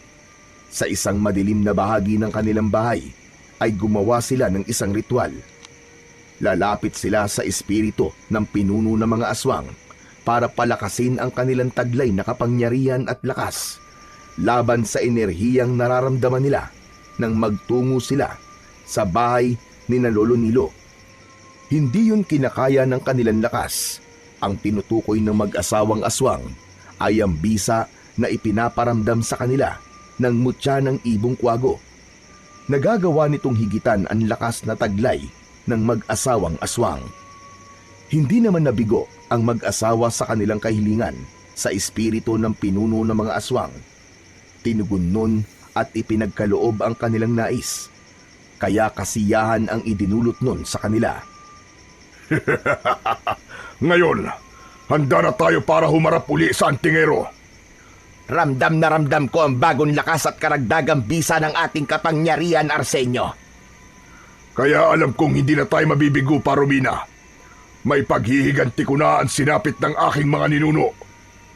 At matutupad na rin ang inaasam-asam natin para sa anak nating si Jiro. Kaya sa susunod na gabi ay lalakad tayo para sa ating tagumpay. Ang ginawang ritual at mga pag-uusap ni na Arsenio at Romina ay hindi nila naikubli sa anak na si Jiro. Nakita nito ang lahat ng kanilang ikinilos at pinag-usapan, kaya naging palaisipan yon sa bata. Merong balak gawin sina ina at ama. Saka ano ba yung sinasabi nila na para daw sa akin? Di kaya yun ang pangako nila na gagawa sila ng paraan para mawala ang nakakatakot kong itsura? Isa sa inaasam at naipangako ng mga magulang ng bata na mawala ang sumpang nakakatakot nitong anyo. Tanging dugo ng antingero ang makakapagpabago nun. Kaya nga, ginagawa ng mga magulang ni Jiro ang lahat ng paraan. Dahil sa bisa ng mutya ng ibong kwago, nagagawang makakita ni Samboy kapag gabi. Kaya ang pagsapit ng dilim ang laging inaabangan ng bata.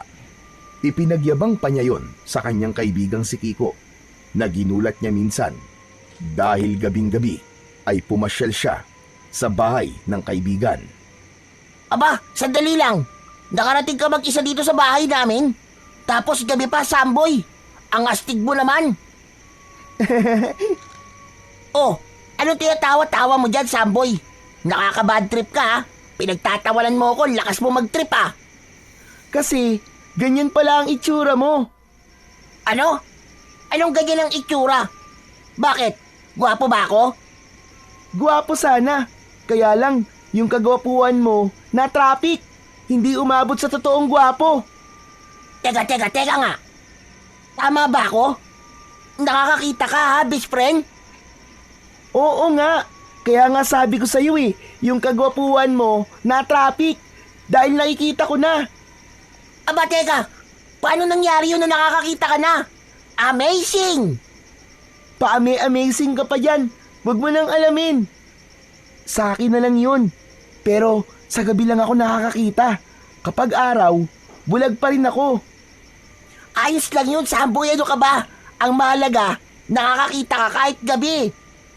Kung sa bagay, tama ka. Kung ganun, pwede tayo maglaro ng tagu-taguan yan. Kasi nakakakita ka ni.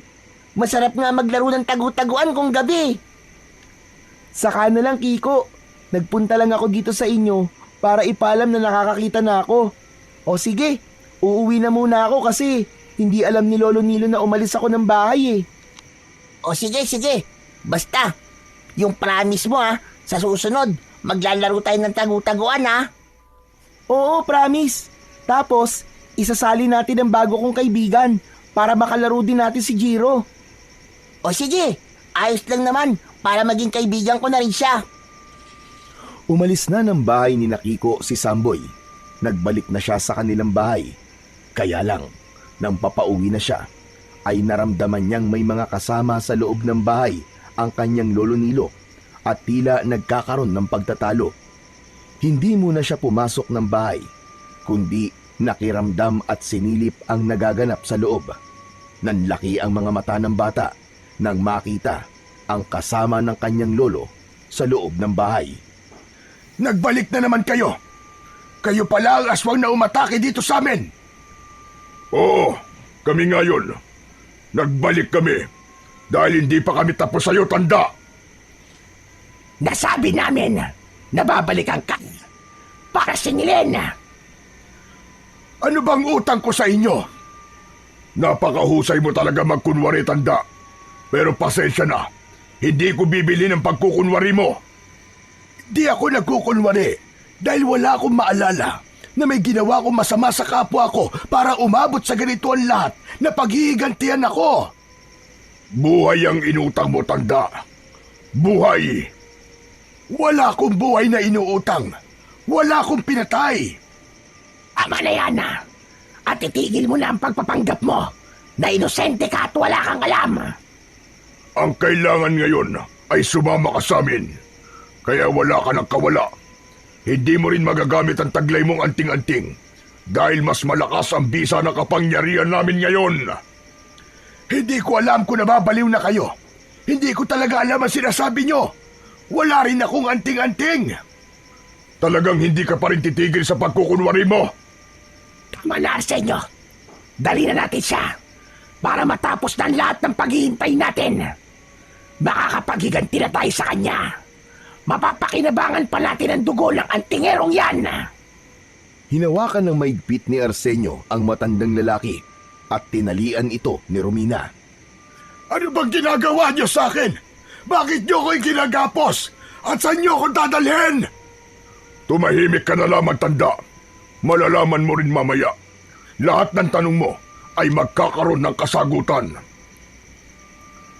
Sa labas, sa gitna ng madilim na gabi, ay kitang-kita ni Samboy ang nangyayari sa loob ng kanilang bahay. Kanina pa nagngangalit ang kanyang mga ngipin dahil sa ginagawa ng mag-asawang aswang sa kanyang Lolo Nilo.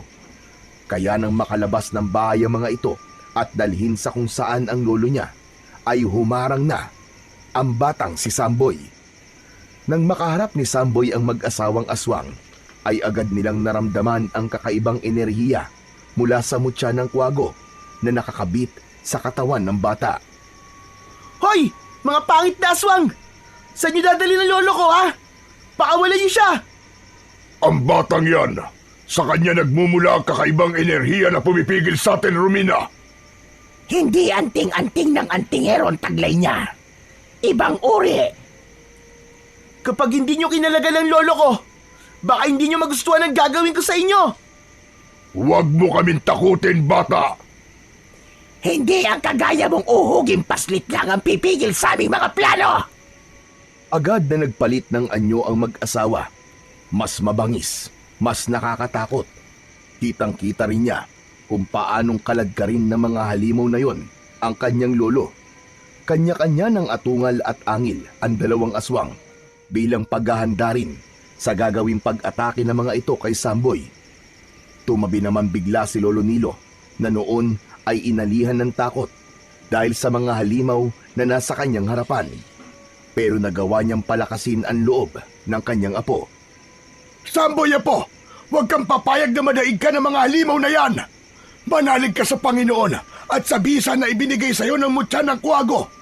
Wala kang anumang sandata iyo, pero sapat na ang kamay at paa mo para gamitin mo laban sa mga halimaw na yan! Mula sa mutya na nakasabit sa katawan ni Samboy ay kumislap yun at sumabog ang maputlang asul na kulay na bumalot sa lugar na yon. Nakakagulat din ang pangyayari na nagkaroon ng pahaba at kurbang kuko ang mga kamay ni Samboy na katulad ng sa ibong kwago.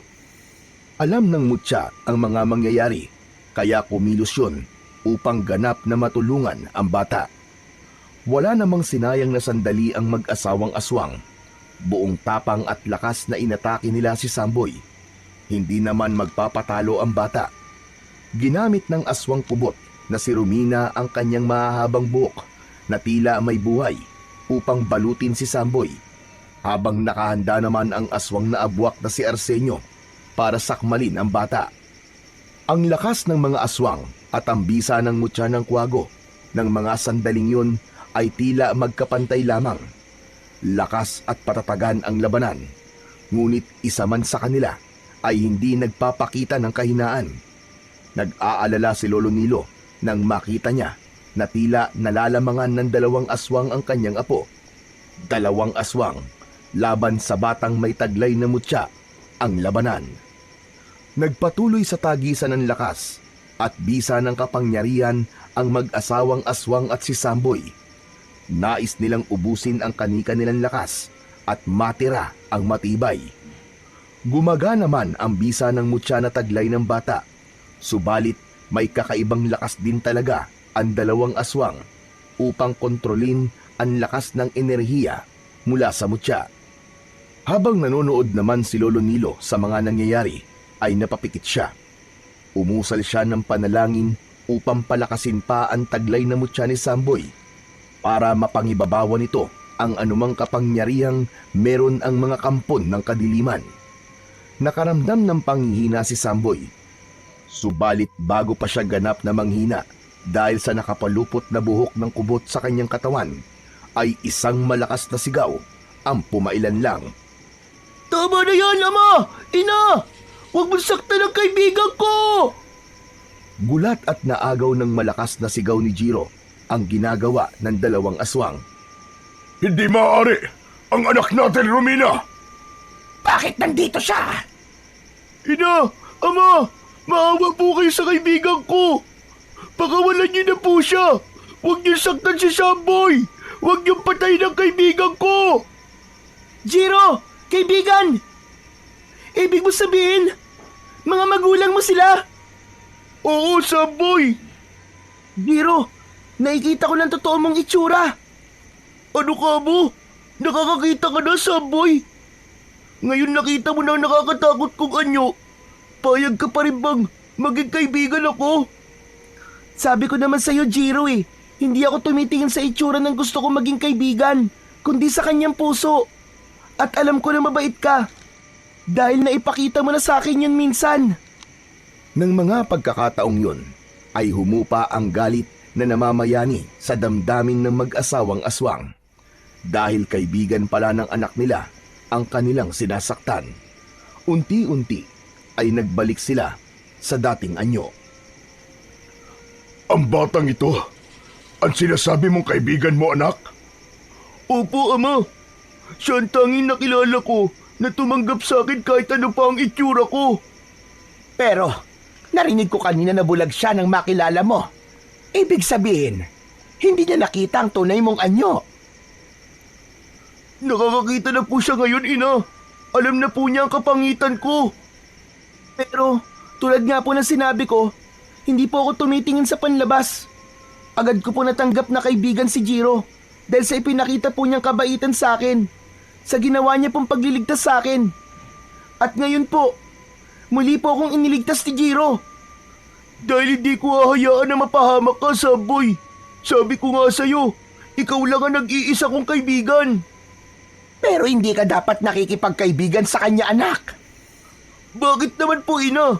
Mabait naman po si Samboy, Anak, nasa dugo ng batang kaibigan mo ang antingerong may malaking atraso sa ating mga ninuno. Nakialam na sa usapang yon si Lolo Nilo na kanina pa nakikinig. Muli ay narinig niya ang pagdidiin sa kanya sa paratang na wala siyang kaalam-alam. Sandali lang, sandali lang!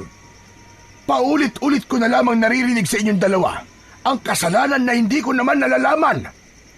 Dahil ikaw ang antingero na pumatay sa aking mga magulang at ninuno.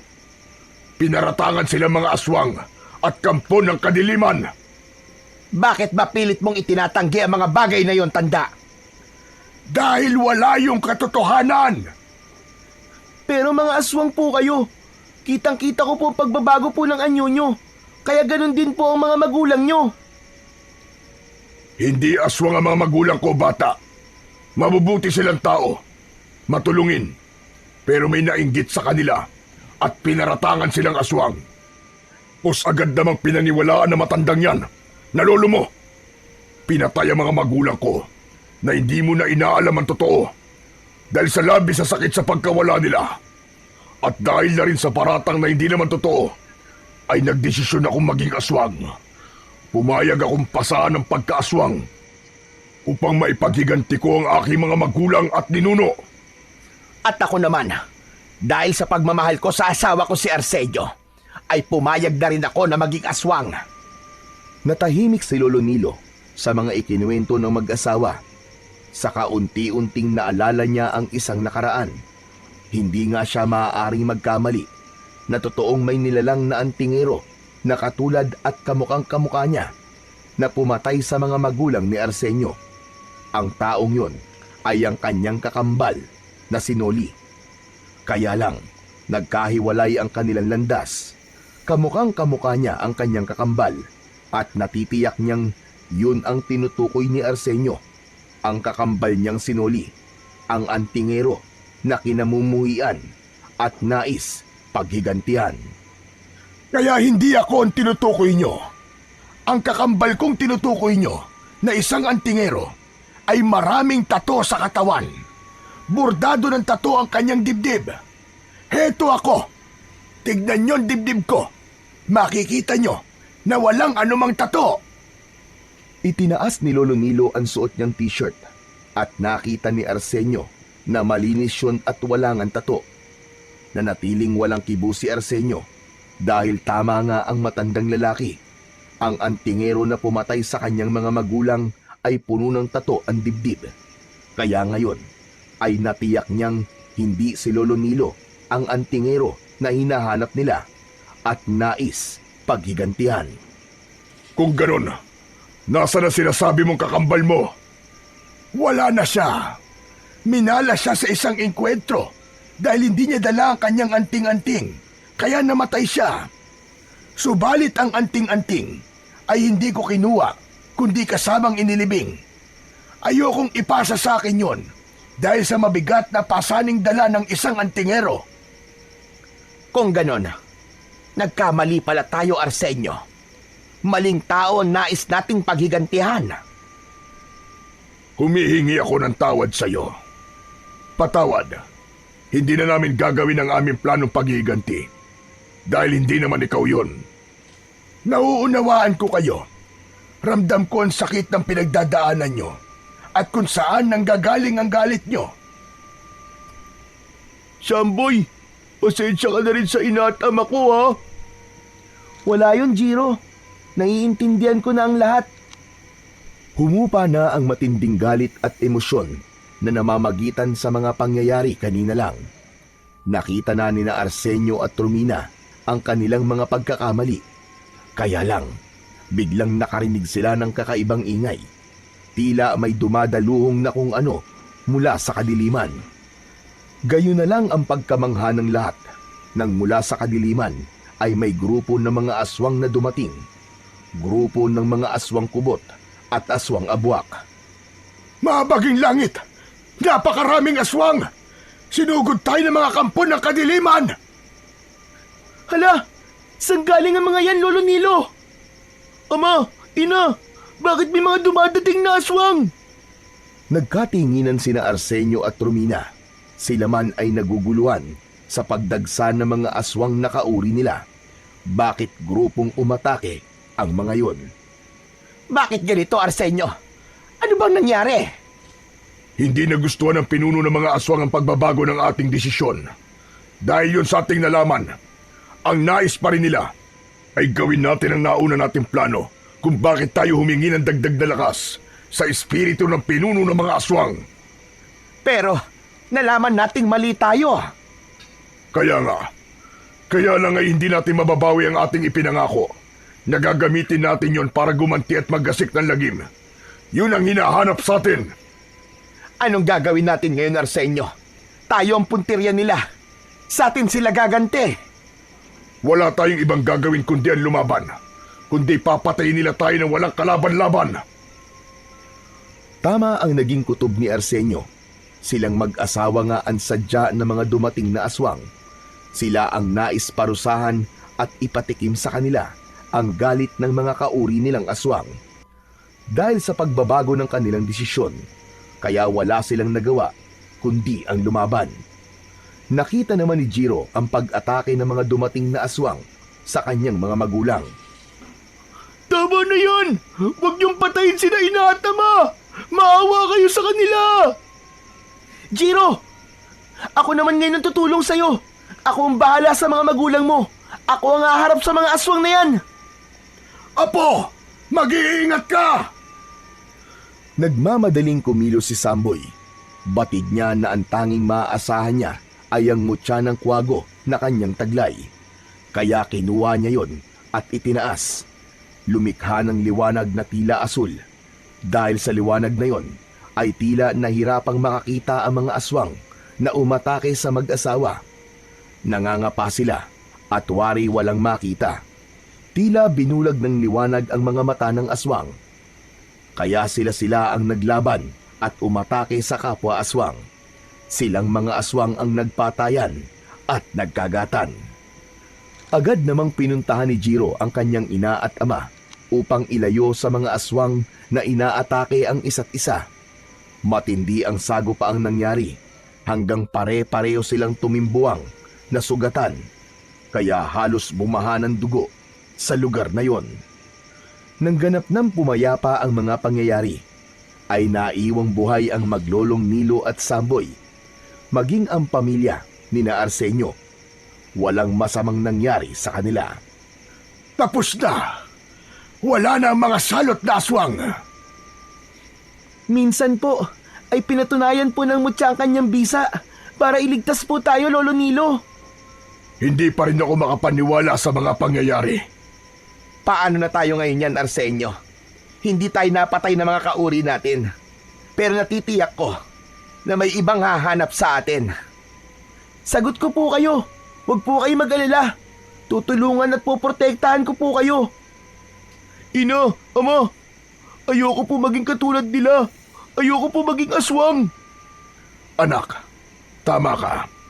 Kami man ang iyong ina ay nais ng iwan ng pagiging aswang. Pero hindi ko alam kung paano. Ang mutya ng kwago, marami siyang magagawa. Posibleng kaya niyang alisin ang espiritu ng kasamaan na nasa inyong pagkatao. Sana nga po, para makapamuhay na po kami ng normal katulad nyo. Dahil mahirap maging aswang, kaya nagsisisi na po kami sa aming maling desisyon. Patawad din sa'yo, anak, dahil hindi na namin magagawang baguhin pa ang itsura mo. Dahil sa maling paraan na itinuro sa amin upang gawin yon. Ayaw na namin maging masama pa, anak. Okay na po ako sa aking itsura, ina. Saka kahit ganito po ako, ay alam kong magkakaroon pa rin po ako ng mabait at totoong kaibigan. Siyempre naman, Jiro. Sabi ko nga sa'yo, hindi lahat tumitingin sa itsura, kundi sa ganda ng puso. Kaya ako, mananatili akong kaibigan mo. Lumipas pa ang mga buwan bago ganap na nawala ang pagiging aswang at pagiging alipin ng kadiliman ang pagkatao ni na Arsenio at Romina. Dahil yun sa mutya ng ibong kwago na hindi mabilang ang kakayahang taglay para makatulong at baguhin ang kapalaran ng isang tao upang mas maging mabuti. Sa ating mga buhay ay may nagagawa tayong mga maling desisyon. Subalit ang mahalaga ay ang hangarin natin na itama ito at talikuran upang makamit ang kagustuhang mabuhay ng may kapayapaan sa puso at katahimikan ng ating isipan.